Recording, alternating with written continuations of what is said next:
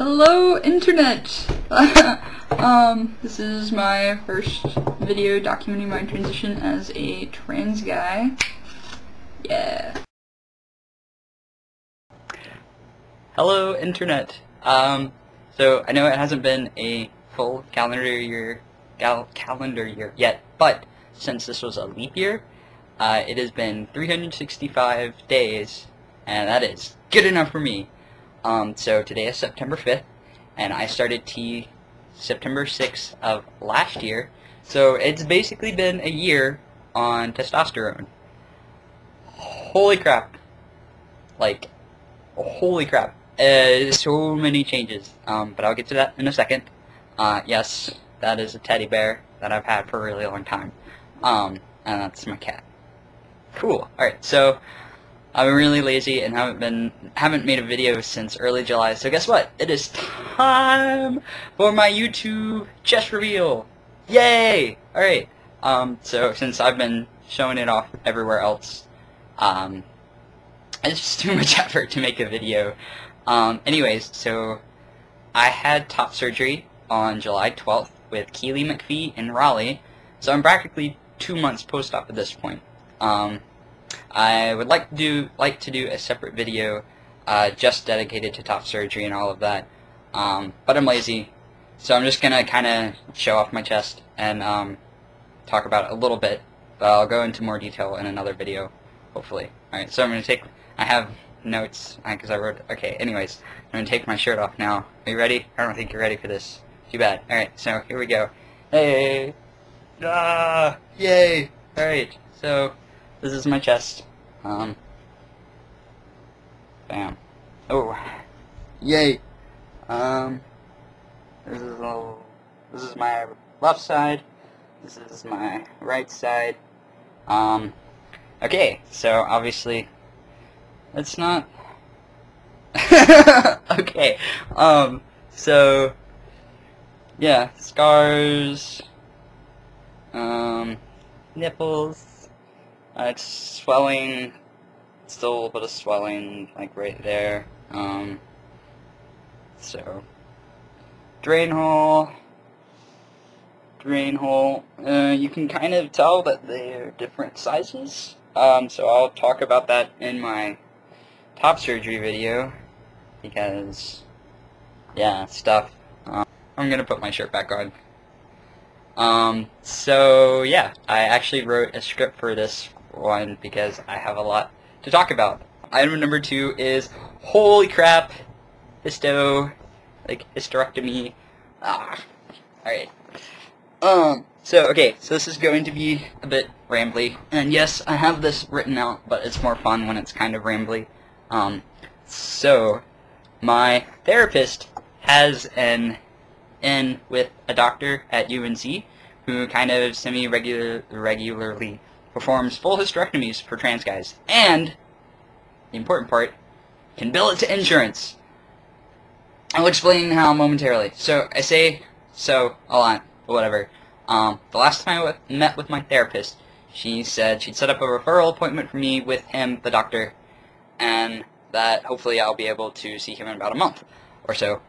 Cut to last Monday, like 10 days ago, I get an automated call reminder thingy reminding me of my upcoming appointment with the doctor. No, not the doctor. That'd be really cool. But, for that Thursday, so like a week ago. So, cue me freaking out. So I had an appointment with this guy last week. There's a lot of awkwardness at first, what with being called my birth name and female pronouns and all that not so fun stuff that comes with going to a women's health center. But then my doctor pops in, and it got better. So we talked about my transition and why I was there to see him, normal doctory stuff. He told me that the procedure would remove my ovaries and my uterus. Good. Then he said that there are basically 2 routes we could go. We could either call it what it is, a surgical procedure to remove my stuff as part of my transition, all while saying Ian and male pronouns and the files and at the hospital and stuff, but be unable to get insurance to cover it. Or we could talk about it in very general terms, like pelvic pain, using my birth name and female pronouns, but we'd be able to get insurance to cover it. well, since the whole point of going to this guy was to get insurance to cover it, we're going with the latter. Luckily, the next time I see him will be for surgery, so that's a very limited time where I'll be going by female pronouns, a birth name, and all that not so fun stuff. So we're using pelvic pain as the reason to get this covered, and I like that because the way he described it was that while there's no actual physical pain, the psychological pain of having parts that shouldn't be there, basically, is just as real. So we're basically using dysphoria to get insurance to cover my surgery. Hey! Which is super cool, and I think it's kind of a very trans-positive way to put things. So that's super cool. So I have that surgery scheduled for mid-December currently. That may change depending on finances and stuff, but it's looking good. Looking okay right now. Thankfully it's not in like 3 weeks or whatever, because this is kind of a huge deal to me.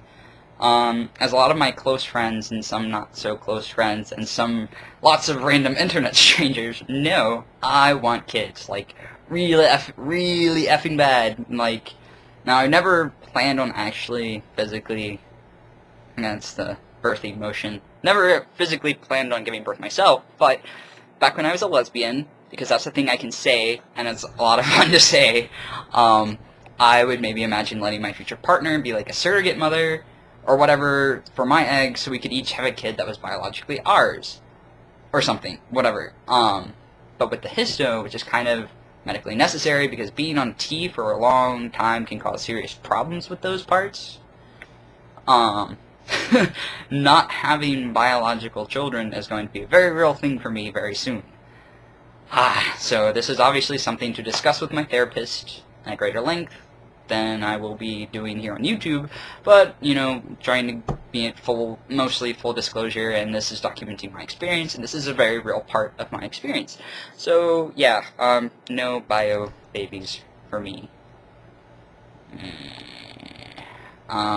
Anyways, moving on to things that aren't quite so exciting. Let's talk about changes. Okay, changes. So, as I've said in basically all of my videos, I am not the best at keeping track of changes, and I've only really been concerned about one major change in the past 2 months. But some things I have noticed. Hair, obviously not on my face, but in other places, like, more like hair, and it's getting darker, darker arm hair that you still can't see. I can see it though, and that's what counts. Oh, some darker hairs on, like, the back of my hands, like, right along there, which I think is really cool. And, like, 2 chest hairs. Oh, and belly hair. My belly is looking super cool. I really like it. Other changes, I can't tell if it's the acne or not, but my face is definitely, like, rougher in places, like, along my cheeks. So that's a thing. I haven't noticed a lot of fat redistribution, I guess, like, around my hips and waist and stuff. But I've kind of heard / seen on the internet that a lot more fat redistribution takes place during the 2nd year. So I'm gonna try and keep better track on that during this next year. Maybe I'll finally stop looking like I'm 17. That would be awesome. General life updates. I'm not in school. I'm just working right now, and it's going pretty good, except for all the new people that I'm having to train, apparently, and it's really annoying. So, I am 1 year on T. Fuck. It's really hard to believe that it's been that long already. And nearly 2 months post-op surgery already. Alright. So this got longer than I thought. So, if you put up watching me for 10 minutes or 11 minutes, whatever, thank you. Yeah, so, until next time, because I definitely plan on making a dedicated top surgery video, because I have, not a lot, but I have stuff to talk about, since I went to a not very well-known surgeon, I guess. I think it would be good to get my experience with her out there so that other people can see. So I'll definitely work on that. later. So yeah, alright, cool. Alright, bye.